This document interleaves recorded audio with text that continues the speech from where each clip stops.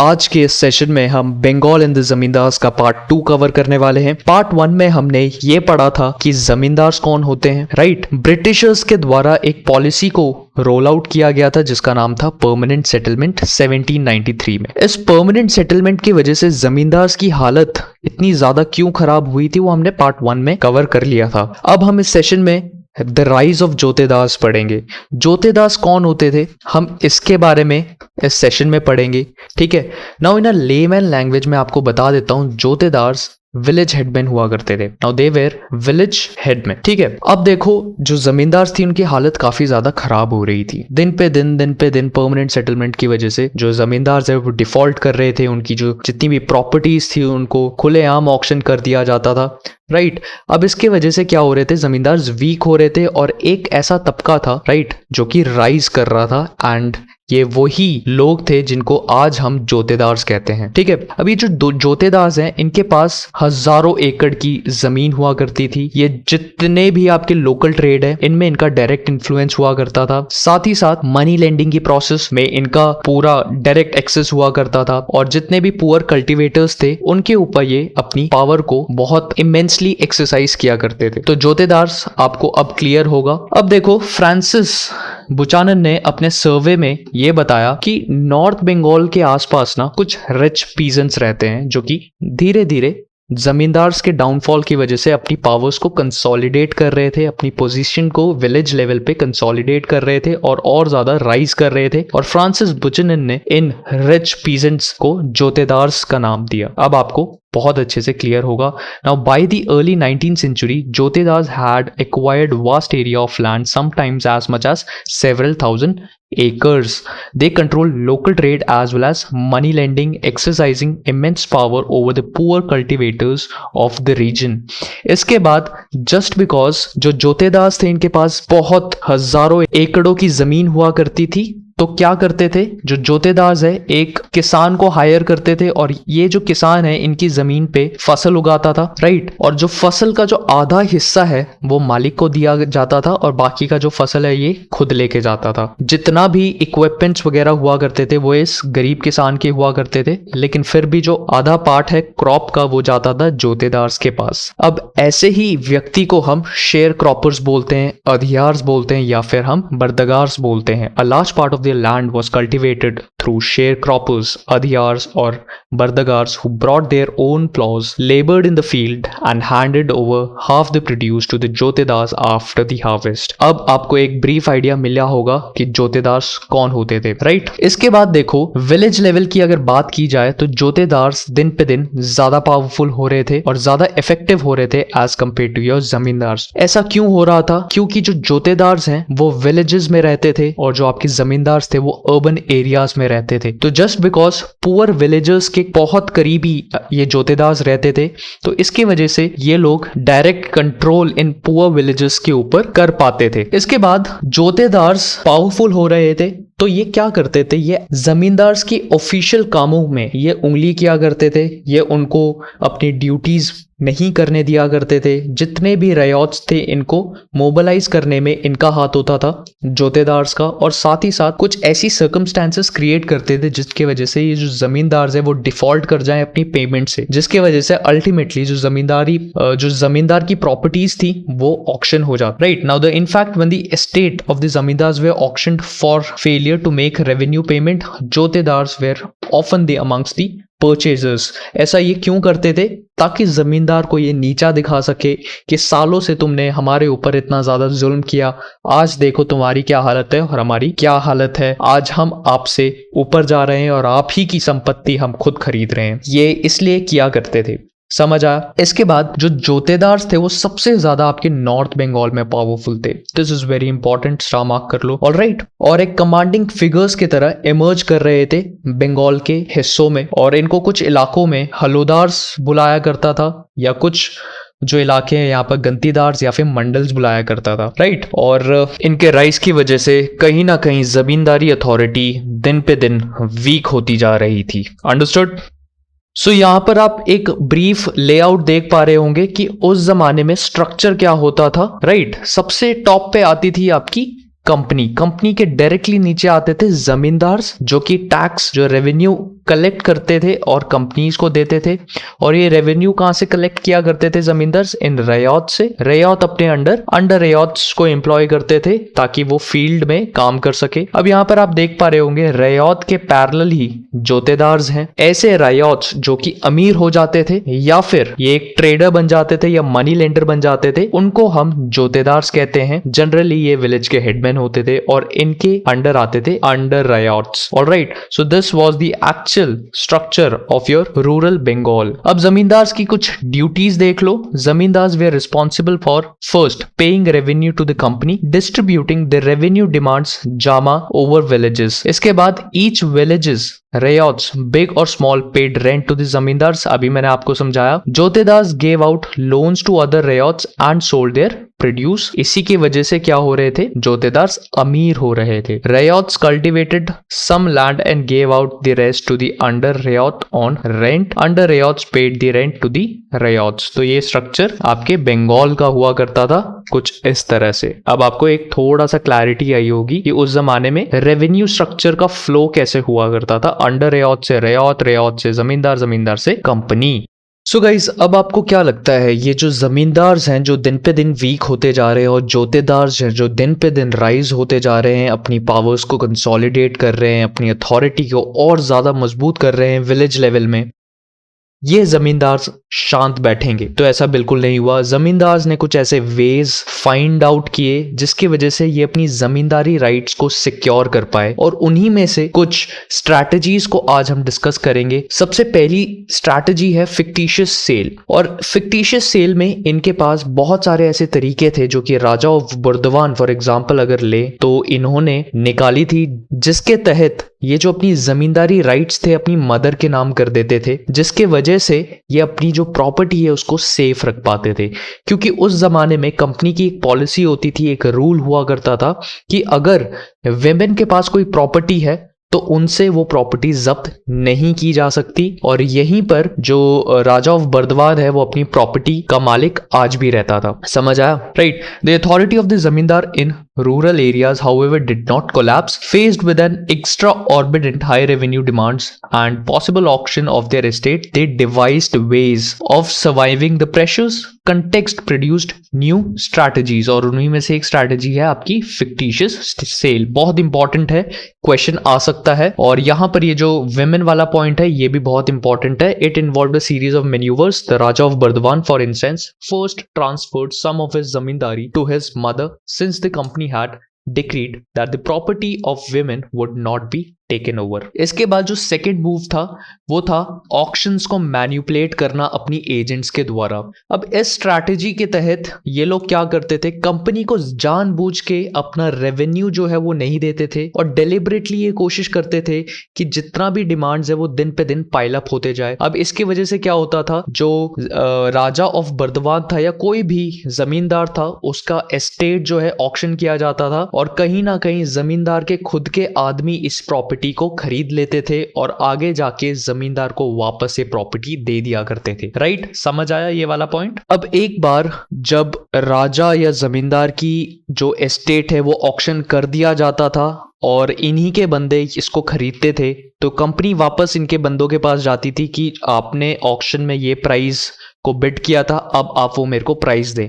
तो यहां पर इनके जो आदमी थे ये मना कर देते हैं कि हमारे पास कोई पैसे नहीं है। तो कंपनी क्या करती है, उस एस्टेट को वापस ऑक्शन करती है। वापस से जमींदार के जो लोग हैं, जो जमींदार के खास लोग हैं, ये वापस से बोली लगाते हैं और बाकी जो परचेजर्स हैं उनसे ज्यादा ये बोली लगाते हैं। फिर से कंपनी जाती है कि आपने इतने की बोली लगाई है, ये पैसे दो और आप ये एस्टेट ले लो। लेकिन फिर से जो जमींदार के आदमी थे ये मना कर देते थे कि हमारे पास कोई पैसा नहीं है और ये एक विशियस साइकिल चलता रहता था, जिसकी वजह से जो स्टेट की जितनी संपत्ति थी, कंपनी का जितना भी पैसा था वो बहुत ज्यादा एग्जॉस्ट हो जाता था इन ऑक्शंस में, राइट, और जिसके वजह से कंपनी काफी ज्यादा लॉस में सफर करती थी। तो एक ये वे इन्होंने फाइंड आउट किया था। So subsequently they refuse to pay up the purchase money so that the estate had to be resold. Once again it was bought by zamindars agent, once again the purchase money was not paid, and once again there was an auction. The process was repeatedly endless, exhausting the state and the other bidders at the auction. और ultimately जो जमींदार की property है वो कहीं ना कहीं उसी के पास रिटेन्ड रहती थी। तो सेकंड स्ट्रैटेजी आपको समझ आया, मैं एक बार फिर से समझा देता हूं। तो क्या होता है एक्चुअली, जमींदार के कुछ, अब ये है जमींदार, राइट, ये है कंपनी, और ये है जमींदार के कुछ खास बंदे। अब जमींदार की जो प्रॉपर्टी है वो ऑक्शन कर रही है आपकी कंपनी ऑक्शन कर रही है। पूरी एक एक पूरा प्रॉपर इवेंट हुआ करता था जहां पर कंपनी इसकी प्रॉपर्टी को ऑक्शन किया करती थी। अब इसी ऑक्शन में जो जमींदार के खास बंदे थे वो बोली लगाते थे, बाकी लोगों से ज्यादा बोली लगाते थे और बोली फिक्स हो जाती थी। फॉर एग्जाम्पल 100 रुपए में ये प्रॉपर्टी इनके द्वारा खरीदी जानी थी। अब बाकी सब चले जाते हैं, कंपनी आती है, कंपनी इन लोगों से पैसा मांगती कि आपने 100 रुपए में ये डिसाइड किया, आप मुझे 100 रुपए दो और ये ले जाओ। अब यहां पर इनके बंदे कहते हैं हमारे पास 100 रुपए नहीं है। कहीं ना कहीं कंपनी का ये क्या करते हैं, बेवकूफ बनाते हैं। फिर से कंपनी को एस्टेट को री ऑक्शन करना पड़ता है, रीसोल्ड करना पड़ता है। फिर से कोई ना कोई जमींदार का खास बंदा आता है, उसको हाई बोली लगा के उस चीज को खरीदने का दावा करता है। जब फिर कंपनी जाती है उसके पास, पैसे नहीं देता है वो, और ये एक साइकिल चलता रहता है। इसके वजह से जो कंपनी है जो पैसा खर्च करती है ये इवेंट को ऑर्गेनाइज करने में, काफी ज्यादा कंपनी का पैसा खर्च हो जाता है। बाकी बिडर्स जो दूर दूर से आते हैं उनका भी काफी पैसा खर्च होता है। अब इसी की वजह से क्या होता था, अल्टीमेटली जमींदार की प्रॉपर्टी जमींदार को वापस दे दी जाती थी और उनसे थोड़े से पैसे मांग लिए जाते थे कि भैया कुछ तो पैसे दे दो यार प्लीज, ठीक है, हाथ जोड़ रहा हूं, मुझे कुछ पैसे दे दो। अब भले ही पूरा रेवेन्यू डिमांड मत दो बट कुछ तो दे दो। अब इसके वजह से क्या हो रहा था, कंपनी का जो अनपेड बैलेंस है वो दिन पे दिन पाइल अप होता जा रहा था और कंपनी को बहुत ज्यादा लॉस हो रहा था। और ऐसी जो ट्रांजैक्शंस है, ऐसी जो इवेंट्स है, वो 1793 से 1801 तक बहुत चलती रही और बंगाल के काफी बड़े बड़े जमींदार बेनामी ट्रांजैक्शंस करते थे, बेनामी परचेजेस करते थे। तो आज के डेट पे जो बेनामी ट्रांजैक्शंस होते हैं तो इनका जो लिंकेज है वो आपकी हिस्ट्री से, यहीं से आया है। बेनामी प्रॉपर्टीज, बेनामी ट्रांजैक्शन, तो ये हिस्ट्री में भी प्रेवलेंट हुआ करते थे। और अगर मैं इनकी कॉस्ट की बात करूं तो ये ओवर 30 lakhs से ज्यादा हो जाया करता था कभी कभार। और जितनी भी ऐसी ऑक्शंस होती थी उस जमाने में 15% ऑक्शंस फिक्टिशियस होती थी। तो आपको अब ये एक वे भी समझ आया होगा जिसकी वजह से जो जमींदार है वो कंपनी को बेवकूफ बनाते थे अपनी फिक्टिशियस सेल से। इसके बाद एक और ये तरीका था कि जमींदार बाकी बिडर्स को ऑक्शन वाले इवेंट में आने ही नहीं देते थे और जो जमींदार के खास बंदे थे वो बॉर्डर्स पे खड़े हो जाते थे लाठीज लेके, और बाकी जमींदार या जो आउटसाइडर्स होते थे उनको विलेज में आने ही नहीं दिया जाता था। और जनरली ये जो अटैकर्स होते थे या जो ये लथियाज होते थे, राइट, ऐसे लोग जो कि लाठी लेके लोगों को मारते हैं और चीजें वसूल करते हैं, जिसे हम वसूली गैंग बोलते हैं, ये वही होता है। Now at times their agent would be attacked by lathias of the former zamindar. Sometimes even the ryots resisted the entries of the outsiders because कुछ रयोट्स क्या होते थे, अपनी जमींदार को एज अ मालिक देखते थे कि ये तो हमारे खुदा हैं, हम अपने मालिक के खिलाफ कैसे जाएं, मालिक ने हम पे बहुत ज्यादा फेवर किया है तो हमने उनका नमक खाया तो हम उनको धोखा नहीं दे सकते हैं। सो ये कुछ वेज थे जिसकी वजह से जमींदार जो है अपनी डूबती नाव को बचाने की कोशिश करते थे उस जमाने में। सो यहाँ पर रीजन लिखा हुआ है कि ये रयोट्स ऐसा क्यों करते थे, क्योंकि उनके मन में एक सेंस ऑफ लॉयल्टी होती थी और वो अपने जमींदार को as a figure of authority देखते थे और अपने आप को कंसिडर करते थे कि हम जमींदार के प्रजा हैं और हम उनको दगा नहीं दे सकते हैं। और कहीं ना कहीं जब जमींदार की जमींदारी ऑक्शन की जाती थी वो अपने ऊपर वो बहुत ज़्यादा इमोशनल हो जाते थे कि हमारे जमींदार से उनकी ज़मीन को लेके खुलेआम बेचा जा रहा है कंपनी के द्वारा, तो इस चीज़ के खिलाफ वो खड़ जाते थे। राइट, समझ आया? The zamindars therefore were not easily displaced by the beginning of the 19th century. The depression in the price was over. Thus, those who had survived the troubles of 1790s consolidated their power. Rules of revenue payments were also made somewhat flexible. As a result, zamindars power over the village was strengthened. और धीरे धीरे धीरे जो इनकी डूबती नैया थी वो वापस सरफेस पे आने लगी थी। लेकिन उसके बाद आता है आपका ग्रेट डिप्रेशन। फाइनली क्या होता है, ये लोग कोलैप्स हो जाते हैं और जोतेदार जो हैं कंट्री साइड में अपनी पावर्स को अच्छे से एक्यूमुलेट कर पाते हैं, कंसोलिडेट कर पाते हैं और जोतेदार फाइनली इस रेस में जीत जाते हैं, विजय होते हैं और जमींदार काफी हद तक कोलैप्स हो जाते हैं, टूट जाते हैं। समझ आया? ठीक है, इसके बाद आते हैं हम अपने 5th रिपोर्ट पे। ये आपके CDS में पूछा गया है about the 5th report. That is the reason why this becomes very important. अब हमने जितने भी चेंजेस पढ़े रूरल बंगाल में जो भी चल रहे थे, इसको बहुत डिटेल में डॉक्यूमेंट किया गया था एक रिपोर्ट के फॉर्म में और ब्रिटिश पार्लियामेंट को 1813 में इसको सबमिट किया था। राइट, 5th रिपोर्ट इसको इसलिए बोला जाता है क्योंकि इस सीरीज का ये 5th रिपोर्ट है जो कि बात करता है एडमिनिस्ट्रेशन और एक्टिविटीज जो कि ईस्ट इंडिया कंपनी के द्वारा इंडिया में चल रही थी। सो 5th series of the report talks about your administration and activities of the East India company. This becomes very important कि 5th रिपोर्ट कहां से ये नाम सोचा गया है। तो ये रिपोर्ट्स की सीरीज में 5th नंबर पे था जो कि एडमिनिस्ट्रेशन एंड एक्टिविटीज की बात करता था आपकी ईस्ट इंडिया कंपनी में।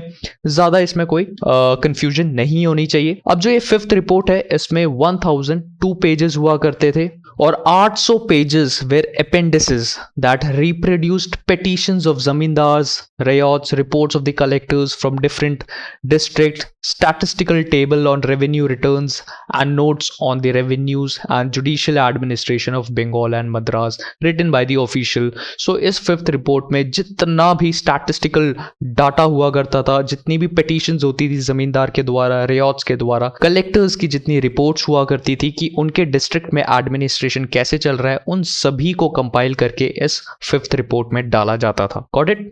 अब जैसे ही कंपनी ने अपना जो रूल है 1760s के बाद एस्टैब्लिश करना स्टार्ट किया तो कंपनी की जो एक्टिविटीज है उसको काफी ज्यादा क्लोजली वॉच किया जा रहा था आपके इंग्लैंड के द्वारा, इंग्लैंड पार्लियामेंट के द्वारा काफी ज्यादा बारीकी से इनकी एक्टिविटीज को देखा जा रहा था। Right, now there were many groups in the Britain who were opposed to the monopoly that the East India company had over trade with India and China.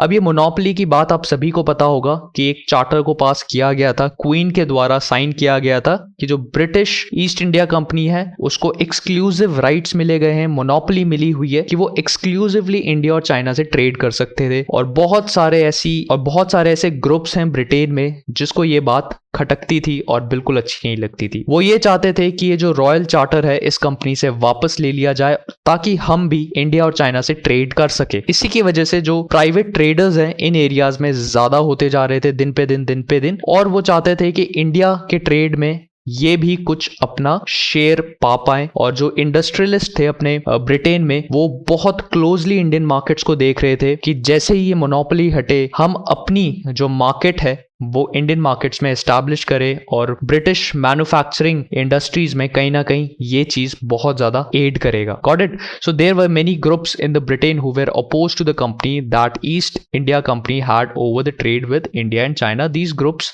wanted revocation of royal charter that gave the company this monopoly.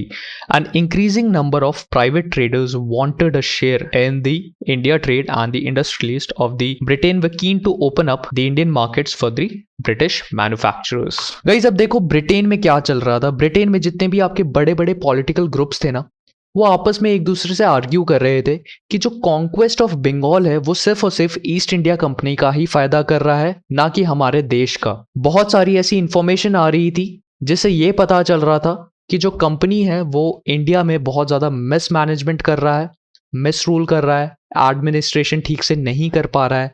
और इसी topic पर जो आपकी British parliament है उसमें काफी ज्यादा debates हुआ करती थी कि ये जो कंपनी है वो अपने लालच, अपने करप्शन की वजह से ना सुर्खियों में बनी रहती थी। इसी को ठीक करने के लिए जो ब्रिटिश पार्लियामेंट ने क्या किया, सीरीज ऑफ एक्ट्स निकाले जिसको हम आगे जाके चार्टर एक्ट्स बोलते थे। राइट 18th सेंचुरी के एंड पे इस चीज को लेके आए ताकि जो कंपनी का जो रूल है इंडिया में इसको और ज्यादा रेगुलेट किया जा सके और ज्यादा कंट्रोल किया जा सके। समझ आया? अब इसी चार्टर एक्ट्स की वजह से क्या होता था, कंपनी एक तरह से एक सिचुएशन में बाउंड हो चुकी थी कि कंपनी को रेगुलर रिपोर्ट्स देनी होती थी अपनी एडमिनिस्ट्रेशन के बारे में, जो कि वो इंडिया में कर रहे थे। साथ ही साथ कुछ ऐसी कमिटीज को अपॉइंट करना था जो कि कंपनीज के अफेयर को इंडिया में अच्छे से वॉच कर पाते, अच्छे से देख पाते। समझ आया? अब जो है फिफ्थ रिपोर्ट थी, फिफ्थ रिपोर्ट भी कुछ ऐसी ही रिपोर्ट थी जो कि एक सेलेक्ट कमेटी के द्वारा रिलीज की गई थी और ये बेसिकली पार्लियामेंट्री डिबेट्स का एक बहुत इंपॉर्टेंट एक आप बेस मान सकते हैं जो कि उस जमाने में था। और फिफ्थ रिपोर्ट एक होलिस्टिक आपको एक इंफॉर्मेशन देती थी कि जो कंपनी का जो रूल है वो इंडिया में कैसे चलता था। So guys this was the session. हमने जोतेदार्स के बारे में पढ़ा कि वो कैसे कंट्री साइड में अपनी पावर्स को कंसोलिडेट कर रहे थे, जमींदार्स कैसे दिन पे दिन और ज्यादा वीक हो रहे थे, जमींदार्स ने अपनी पावर्स को रिटेन करने के लिए क्या क्या स्ट्रैटेजीज को अपनाया था उसके बारे में हमने डिस्कस किया और हमने फिफ्थ रिपोर्ट के बारे में डिस्कस किया। So guys thank you so much, all the best, see you.